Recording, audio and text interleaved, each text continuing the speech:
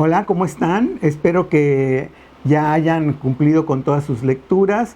Recuerden que en este curso de literatura y lectura, el chiste, por decirlo de alguna manera, es leer.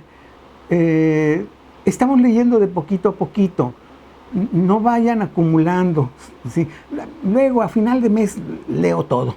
No, ya no les va a dar ganas, ya no van a entender nada y se les va a hacer muy difícil. Entonces, ahorita ya llevamos aquí 2 lecturas, el Miocid, y llevamos la lectura de Tristán e Isolda. Espero que hayan disfrutado estos 2 textos. El Miocid lo escogí, no es uno de mis textos favoritos, yo debo de reconocerlo, pero lo escogí porque es el primer texto que escrito en español propiamente. Es un cantar de gestas, ¿recuerdan? Los cantares de gestas son los cantares de batallas, de guerras y demás, y normalmente están escritos en verso. La versión que yo les traje prácticamente está toda en prosa, con unos pequeños trocitos de versos. En cambio, la novela de caballería está escrita en prosa. Por ejemplo, Tristán e Isolda fue escrita en prosa. ¿Por qué? Porque era una novela de caballería. Es el mismo periodo. ¿De qué trata todo este periodo de la literatura de caballería? Bueno, pues es aquella que describe las aventuras, las historias de los caballeros. ¿Recuerdan? Estos hombres que eran los dueños de los castillos y protegían al pueblo de los bárbaros y de las invasiones y demás. El rey delegaba un poco de su poder en estos personajes. Por ahí luego estoy viendo cómo vamos a hacer un examen que no resulte para ustedes ni aburrido y que de alguna manera funcione para saber qué tanto conocimiento obtuvieron de estas obras. Si me siguen bien, habrán visto que hay diferencias entre la prosa y entre el verso. Por ejemplo, entre el Miocid y el Tristán e Isolda, sobre todo en estos 2 textos, el Miocid es terriblemente realista. No se aparece un ángel, no se aparece un dragón, no se aparece un dios, no se aparece un diablo, no se aparece nada. Es lo que está, lo que se ve. Mientras que en cambio en Tristán e Isolda la historia está llena de dragones, de lagos encantados que hay que atravesar para probar la inocencia, castillos que aparecen. Bueno, no, ese del castillo que aparece, ya me estoy adelantando, es de Parsifal, pero ese lo vamos a tener en el examen, ya se los había adelantado desde antes. Entonces, estamos en culturas antiguas, nos fuimos a griegos, luego a Roma, latinos, y llegamos en el 500 con el derrumbe de las fronteras de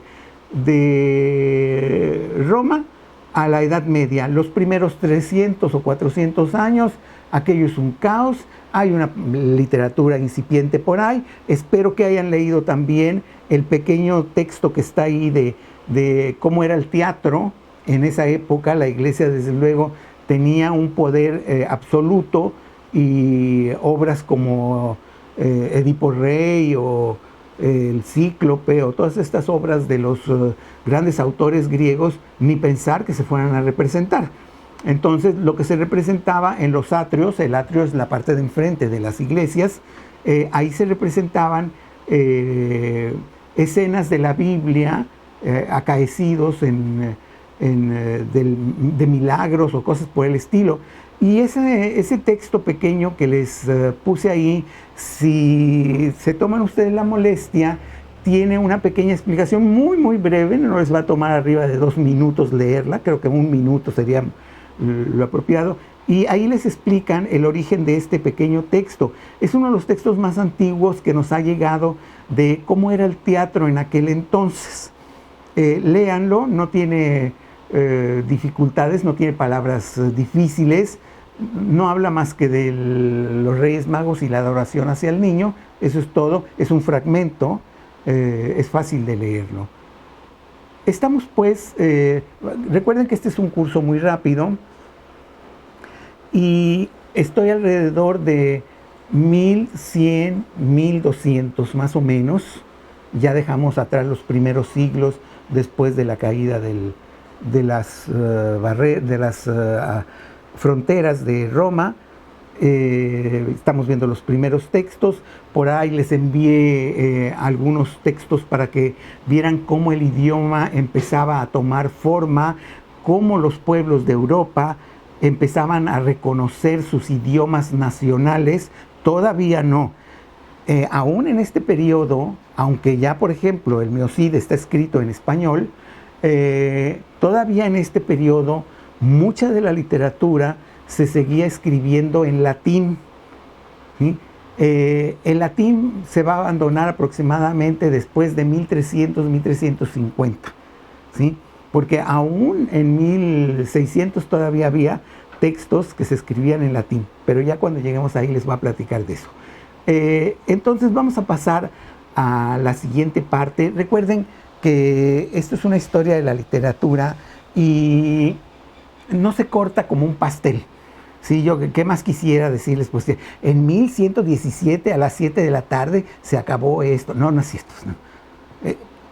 Va poquito a poco y se van traslapando alguna escuela con la otra escuela. Después de las escuelas de caballería, que curiosamente tuvo influencia hasta el 1600, les recuerdo que el Quijote no es otra cosa más que la antihistoria de la novela de caballería, ya luego lo veremos. Todavía se siguieron escribiendo cantidad de historias de caballería. En el siglo XIX, es decir, 1900, Walter Scott escribió Ivanhoe. Espero que lo hayan leído. Si no lo han leído, ya les dije la vez pasada, está en la red en una película muy atractiva, la pueden ver, es muy divertida, es tipo Hollywood, así que hay que disculpar las cosas que hacen estas personas. Regresamos a acá, 1100, se cree que el Miocid fue escrito aproximadamente 1100, 1150, 1200 quizá. ¿Sí? Igual que la otra, el Cantar de Roldán, el Cantar de los Nibelungos, todos estos cantares de gestas fueron escritos alrededor de este periodo, es decir, después de que ya los caballeros ya habían prestado su servicio al pueblo y al rey y habían rechazado de alguna manera a los bárbaros. Los bárbaros ya en 1100 o 1200 empiezan a mezclarse con la población que está ahí, se empiezan a casar entre ellos y pues se acaban las guerras. Ya no es necesario las guerras porque ya estoy establecido aquí, yo soy de aquí y ya no voy a invadir a aquellos ni me voy a regresar a Finlandia o a Noruega o no sé dónde, ¿no? Me voy a quedar aquí. La literatura sigue su camino. El siguiente paso de la literatura, se siguen escribiendo novelas de caballería, se siguen escribiendo historias de clerecía. Las de clerecía son historias de la iglesia, textos que se le dedican a la Virgen o al martirio de Cristo, textos, algunos de ellos con mucho valor literario, es decir, fueron escritos muy, muy, muy bien. ¿Sí? Porque luego dice uno, ¡ay, es un texto religioso! Sí, es un texto religioso, pero cuando uno lo lee con un encanto porque está escrito de una manera tan deliciosa que los disfrutas realmente. Bueno, todo esto sigue, lo de las novelas y demás, sigue, ya les dije, llega hasta 1600, hasta 1900 con Walter Scott. Pero también la literatura empieza a tener su propio desarrollo. Y el siguiente desarrollo que va a tener la literatura tiene su origen, de alguna manera, en la literatura de caballeros. Este periodo va a ser muy importante porque, y déjenme hacer aquí un pequeño alto, si se han fijado bien en todo lo que hemos leído, desde culturas antiguas hasta lo que hemos leído ahorita en Edad Media, el papel protagónico de la mujer ha sido pequeño. no ha sido muy importante, a excepción tal vez de la figura de Medea en la obra de ahorita me acuerdo del nombre, ustedes yo sé que se están acordando, del griego, realmente no hay personajes femeninos. Eurípides es el nombre del autor griego. Bueno, de Medea no hay otros autores, no hay otros autores que hayan usado a la mujer como personaje principal. Por ejemplo, en Tristán e Isolda es un personaje relativamente secundario. El personaje principal ahí es desde luego Tristán.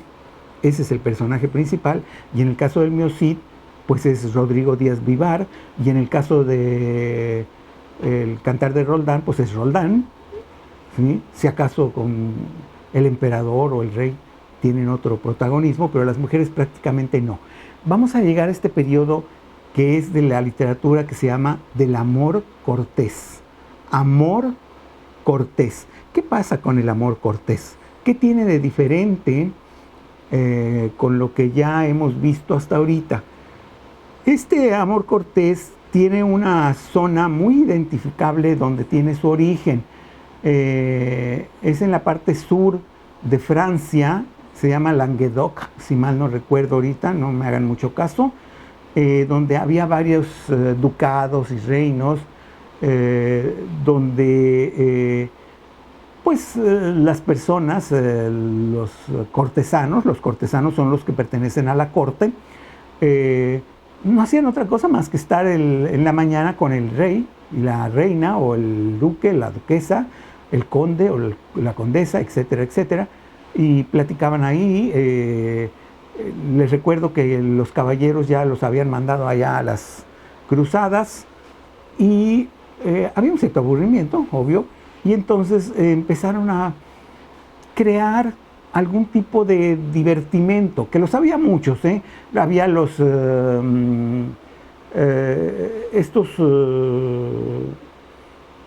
como no sé cómo llamarles, guerras ficticias, donde estaban los caballeros que recuerdan con aquellas lanzas tan largas y que tiraban al otro, y la dama lo premiaba con no sé, con un listón o con algo simbólico, ¿no? Pero eran esos combates que luego inclusive llegaban a la espada y demás. Normalmente no había muertos y nada, todo era de mentirijillas, pero bueno, era un desfogue para toda esta gente que batallaba. Pero regreso al amor cortés. El amor cortés tiene su origen en las cortes, es decir, sobre todo, aunque hoy en día iba a mencionar la figura de Leonor de Aquitania. Leonor de Aquitania estaba casado con el duque de Aquitania, y era una mujer, por lo que veo, bastante inteligente. Ella fue mamá de Ricardo Corazón de León. Ella,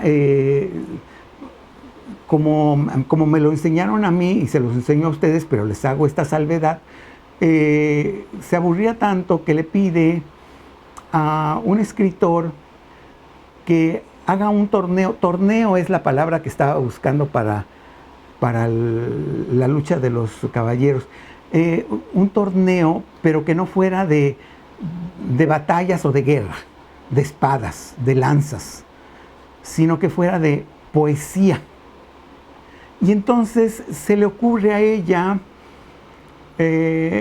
crear un concurso donde la presea o el trofeo, la figura deseada es la esposa. Aquí en estos concursos del amor cortés no cuentan las solteras. Las solteras no cuentan para nada. Eran los poetas que se llamaban trovadores. Estos trovadores, que sí tienen algún origen en los juglares, no eran como los juglares, porque los juglares básicamente eran personas del pueblo llano, es decir, pobres, ¿sí? Que les daban la comida, unas monedas, y ellos iban contando sus cosas. Aquí en esto, los que participaban en estos torneos del amor cortés eran los señores de las cortes. ¿Y qué hacían? ¿Por qué es distinto y por qué es importante el amor cortés? Bueno, el amor cortés lo que hacía es que hacían textos, básicamente, no son los únicos, pero básicamente sobre de cómo agradar a la dama. Les recuerdo, la dama era una mujer casada. No estén pensando ahí mal, esto no había aquí que después iban a Cancún y esto y lo otro, no. ¿Sí? Era el poema que se le hacía a la dama y muchas veces el esposo estaba a un lado y estaba escuchando aquellos poemas que le escribían a ella. Desde luego, estos eran poemas ciertamente contenidos. Es decir, ¿a qué me refiero contenidos? No eran poemas así de, ay, mamacita, qué buena estás. No. Sino que admiraban sus virtudes, ¿verdad? Su religiosidad, su aire elegante de caminar, cómo se veía la ropa tan elegante en ella, mientras que en otras se veía mal, ¿sí? Su forma de hablar, su forma de moverse, su forma de inclusive comer. Es decir, y la dama que escuchaba aquellos poemas iba agradeciendo, se los leían a ella y agradecía discretamente, no era una cosa de, ay, gracias, mamá. No, nada de eso. Todo era muy contenido, ¿sí? Por eso se llama amor cortés. Leonor de Aquitania le pidió a un capellán que se llamaba Andrés que pusiera las reglas. El libro existe, lo pueden comprar, se llama Amor Cortés, del capellán Andrés Chapelán, creo que se llama. Bueno, estas reglas establecen claramente cómo va a ser este concurso. ¿Quiénes van a participar? Tampoco participaba cualquier chancludo, No. Eran los nobles los que participaban, y vuelvo a lo mismo, con la presencia del esposo y con la autorización de él. ¿Qué pasaba cuando ya se llegaba a un gran poema que la dama le gustaba? Pues la dama le otorgaba una flor, una rosa o no sé qué, y ese era el mayor trofeo que podía recibir aquel trovador. Estos eran los trovadores. Ahora, déjenme hacer un pequeño... creo que quedó muy claro lo que es el amor cortés, pero el amor cortés no nada más hablaba de amor hacia la dama.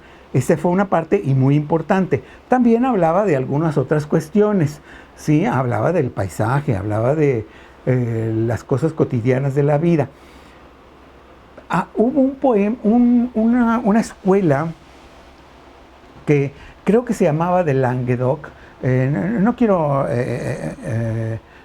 meterme mucho en esto, que es una escuela que sobresalió porque el idioma Languedoc no era el francés, era otro idioma. Eran dos idiomas, uno que se llamaba de Oc y el otro de Oil. Oil se escribe O-E-I-L, Oil, ¿sí? Oc y Oil. Los poetas escribían en estos idiomas, y en estos idiomas el sonido era tan musical que hay poemas de estos autores que, aunque no entiendas lo que están diciendo, aunque tú no conozcas ese idioma, suena tan bello que es música. Al final de cuentas, recuerden que la poesía es música. Eso es lo que es música. Pero no quería dejar de mencionar esta otra parte de estos autores, que son los trovadores, que están aquí a un lado junto con los del amor cortés. Espero que me hayan entendido bien este otro pase de la novela de caballería, aunque no la olvidamos por completo, a lo que se llama el amor cortés. Y en la próxima vamos a hablar sobre otra parte muy importante que es el dolce stil nuevo, el dulce estilo nuevo. Gracias por hoy.